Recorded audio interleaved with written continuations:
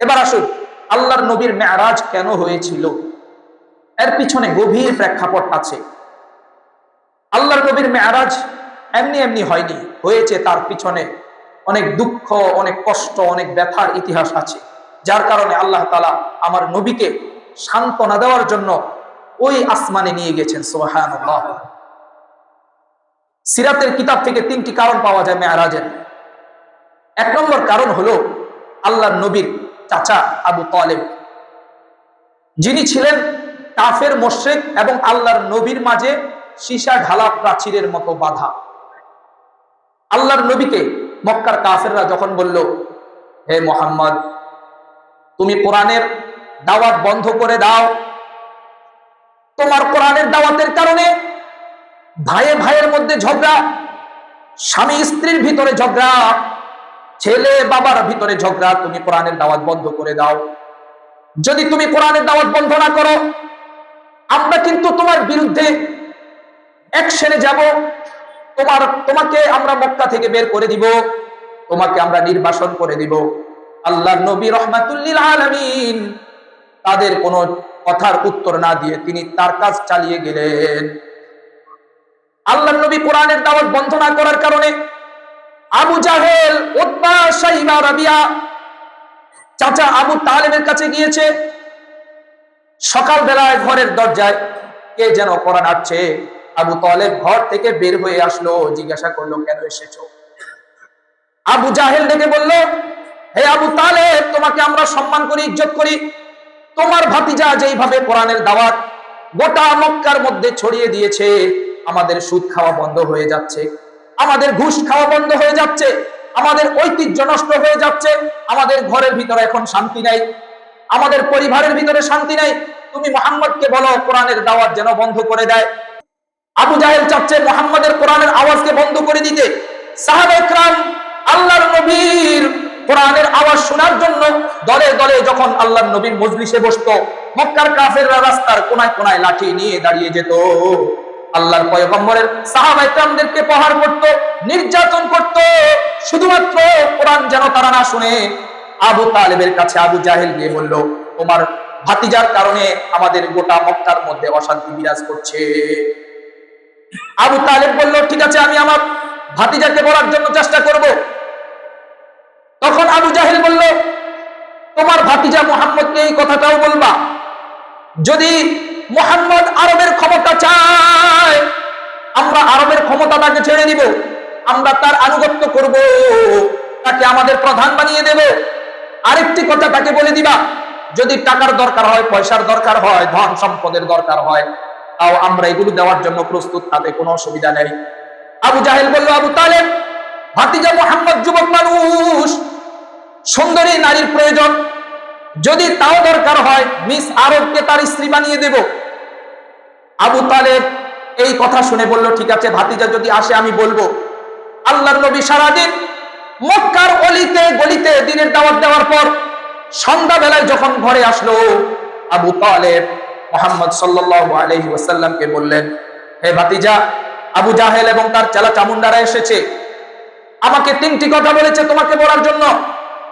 প্রথম কথা হচ্ছে, তোমার যদি ক্ষমতার দরকার হয় তারা দিতে রাজি, যদি টাকা পয়সা সম্পদের দরকার হয় তাও দিতে রাজি, যদি সুন্দরী নারীর দরকার হয় তাও দিতে রাজি, তবে শর্ত হলো একটাই, তুমি কোরআনের আওয়াজ বন্ধ করে দাও। মুহাম্মদ সাল্লাল্লাহু আলাইহি ওয়াসাল্লাম বললেন, ও চাচা আবু তালেব, আমার এক হাতে চন্দ্র আর এক হাতে সূর্য যদি দেওয়া হয়, তবু আমি কোরআনের আওয়াজ বন্ধ করতে পারবো না। জোরে বলেন আল্লাহু আকবার। আমার ভাইরা, আমরা যারা হক কথা বলি, হক কথা উচ্চারণ করি, বিভিন্ন সময় আমাদেরকে লোভ লালসা দেখানো হয়, কিন্তু আমরা যতই সাদা সিধা ভাবে চলি, যতই চুপচাপ থাকি, কোরআনের প্রশ্নে, ইসলামের প্রশ্নে, আল্লাহর প্রশ্নে, নবীর প্রশ্নে কোনো কম্প্রোমাইজ করতে পারবো না। কথা বলেন ঠিক কিনা? এই জন্য আমার ভাইরা, মুহাম্মদ সাল্লাল্লাহু আলাইহি ওয়াসাল্লাম এবং কাফের মুশরিকদের মাঝে আবু তালেব ছিলেন সীসা ঢালা প্রাচীরের মতো। সেই আবু তালেব একদিন ইন্তেকাল করলেন, আল্লাহর নবী ভেঙে পড়লেন। এখানেই শুধু শেষ নয়, আল্লাহর নবীর প্রাণাধিক প্রিয় স্ত্রী খাদিজা রাদিয়াল্লাহু তাআলা আনহা, যিনি আল্লাহর নবীর শুধু স্ত্রী ছিলেন না, আশ্রয় ছিলেন, ভরসা ছিলেন। গোটা মক্কা যখন আল্লাহর নবীকে বলেছে আপনি মিথ্যুক। খাদিজা বলেছেন নবী আপনি সত্যবাদী। গোটা মক্কার মানুষ যখন বলেছেন মুহাম্মদ তুমি জাদুকর, তুমি পাগল, খাদিজা বলেছেন ওগো পয়গম্বর আপনি হলেন আল্লাহর নবী। সুবহানাল্লাহ, আপনি হলেন আল্লাহর নবী। হঠাৎ সেই খাদিজার ইন্তেকাল হয়ে গেল। আল্লাহর নবী ঘরে এসে ওই কণ্ঠস্বর আর শুনতে পায় না। আল্লাহ ওয়াল্লাহি মা ইউখজিকাল্লাহু আবাদা, হে পয়গম্বর আল্লাহ তাআলা কোনোদিন আপনাকে অপমানিত করবেন না। আল্লাহর নবী আরো ভেঙে পড়লেন।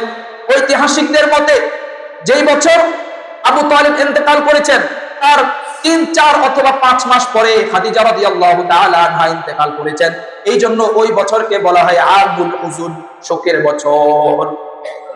মুসলমান ভাইরা আমার, আল্লাহর নবী একদিক থেকে সাথীহারা হয়ে গেলেন।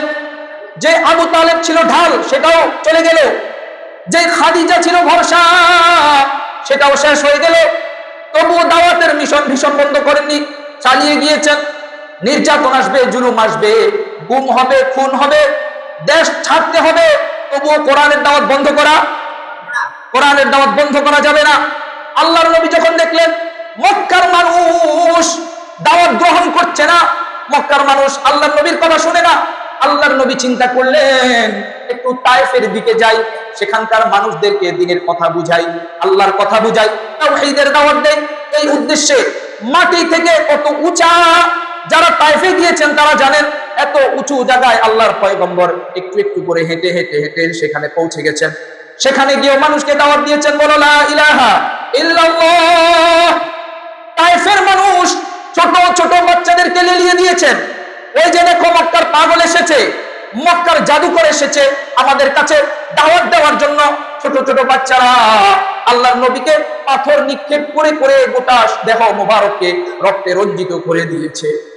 আল্লাহর নবী সাল্লাল্লাহু আলাইহি ওয়াসাল্লামের দেহ মোবারকে একটা মাছি বসা পর্যন্ত হারাম, মশা বসা পর্যন্ত হারাম। সেখানে ছোট ছোট বাচ্চারা পাথর নিক্ষেপ করে আল্লাহর নবীর দেহকে রক্তাক্ত করে দিয়েছে। আল্লাহর নবী সাল্লাল্লাহু আলাইহি ওয়াসাল্লামের জোতা মোবারক রক্তের কারণে আটকে গেছে। আল্লাহর নবী কোন রকম ব্যথার শরীর নিয়ে পাথরের রাস্তা দিয়ে হেঁটে হেঁটে একটা পাহাড়ের পাশে গিয়ে দাঁড়ালেন, নিজের মাথাটাকে রাখলেন বিশ্রাম করার জন্য। ঠিক এই মুহূর্তে ফেরেশতা এসেছে, আল্লাহর নবীকে বললেন হে পয়গম্বর আপনি তো আল্লাহর বন্ধু, আপনি আল্লাহর হাবিব, আপনি যদি অনুমতি দেন 2 পাহাড়ের মাঝখানে যত বসতি আছে আমরা 2 পাহাড় চাপ দিয়ে তাদেরকে হত্যা করে ফেলবো। আল্লাহর নবী বলেছেন আল্লাহ তাআলা এই দুনিয়ার জমিনে আমাকে পাঠিয়েছেন রাহমাতুল লিল আলামিন করে। আমি মানুষের জন্য শাস্তির কারণ নয়, আমি মানুষের জন্য রহমত হিসেবে এই দুনিয়াতে প্রেরিত হয়েছি। আল্লাহর নবী রাহমাতুল লিল আলামিন বলেছেন আল্লাহর কাছে আল্লাহুম্মা হদি কওমি ফা ইন্নাহুম লা ইয়ালামুন, হে আল্লাহ আমার এই উম্মত বুঝে না, আপনি তাদেরকে হেদায়েত দিন। আল্লাহর নবী চিন্তা করলেন হয়তো তারা দ্বীনের লাইনে আসে না, কিন্তু তাদের পরবর্তী জেনারেশন, তাদের পরবর্তী উত্তরসূরি সন্তানরা এই কালিমার পতাকা উড্ডয়ন করবে। এই আশায় আল্লাহর নবী দুঃখ কষ্ট সবকিছু মেনে নিয়েছেন। আল্লাহু আকবার, আরো জোরে বলেন আল্লাহু আকবার।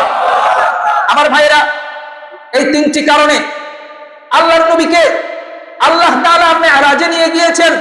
কেমন জানি আল্লাহ তাআলা নবীকে বলেন ও পয়গম্বর, ও আমার হাবিব, দুনিয়া যখন আপনার জন্য সবকিছু বন্ধ করে দিয়েছে, দাওয়াত বন্ধ করে দিয়েছে, দাওয়াতের দরজা বন্ধ করে দিয়েছে, আমি আল্লাহ আপনার জন্য আসমানের দরজা খুলে দিলাম। আল্লাহু আকবার, আসমানের দরজা আল্লাহ তাআলা খুলে দিলেন। কোরআনুল কারীমের মধ্যে আল্লাহ তাআলা আয়াত নাজিল করে দিলেন, সূরা নাজমের 13-14 আয়াত, ওয়ালাকাদ রাআহু নাজলাতান উখরা ইনদা সিদরাতিল মুনতাহা। আল্লাহ তাআলা বলেন আমার বন্ধু হাবিব জিবরাইলকে দ্বিতীয়বার দেখেছে, একবার দেখেছে মক্কার আকাশে, আরেকবার দেখেছে সিদরাতুল মুনতাহার কাছে। সুবহানাল্লাহ। এই আয়াতের মাধ্যমে রাসূলের মেরাজকে প্রমাণ করা হয়। আমার ভাইরা, তাহলে আল্লাহর নবীর দুঃখ কষ্ট ব্যথা বেদনাকে লাঘব করার জন্য আল্লাহ তাআলা মসজিদুল হারাম থেকে মসজিদুল আকসায় নিয়ে গিয়েছেন। সেখান থেকে 7 আসমান ভেদ করে আল্লাহ পাকের সিদরাতুল মুনতাহা পেরিয়ে আল্লাহ তাআলা তার নিকটে নিয়ে গিয়েছেন। সুবহানাল্লাহ।